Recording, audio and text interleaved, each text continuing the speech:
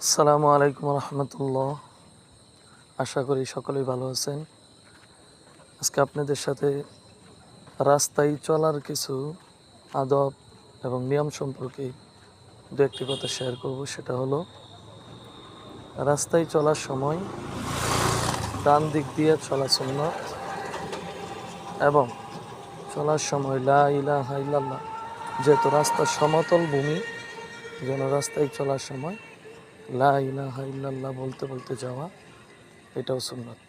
আর রাস্তার কিছু আদব বা হক রয়েছে, সেটা হলো রাস্তায় পরিচিত হোক অপরিচিত হোক, কাউকে দেখলে সালাম দেওয়া, নিচের দিকে তাকিয়ে যাওয়া এবং রাস্তায় কোনো কষ্টদায়ক জিনিস থাকলে সেটা রাস্তা থেকে সরিয়ে দেওয়া।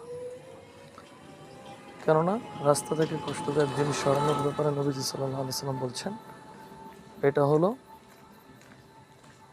সর্বনিম্ন ঈমান।